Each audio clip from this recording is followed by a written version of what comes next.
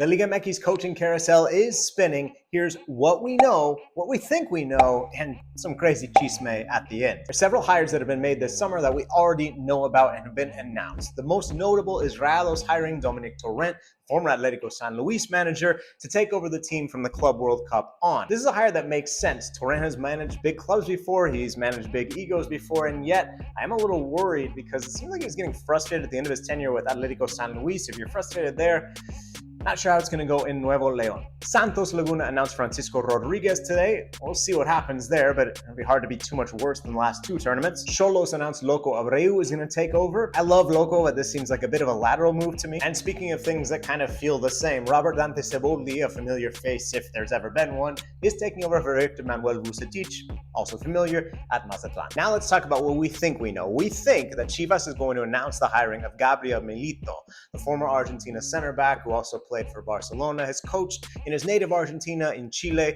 and most recently in Brazil. It's unfair to say because he's Argentine, it's going to go like the Gago era. You can't say he's Argentine, just going to go like the Almeida era. But when you think about the other coaches that Chivas were rumored to be talking to this offseason, it's probably a middle option, definitely not the most exciting, but also not the worst. And Atletico San Luis are reportedly looking at another Spaniard to replace Torrent. Guile Abascal potentially arriving. He's a 36-year-old who started his coaching career very young. He's already made stops in his native Spain, in Switzerland, and in Russia. Y'all ready for the chisme? Number one is that Chivas were talking very seriously with Andrea Pirlo. That was reported by ESPN in Mexico, by Record in Mexico. This seems like it was actually a possibility. And it's not the first time that Chivas would have been linked with a legend of the game.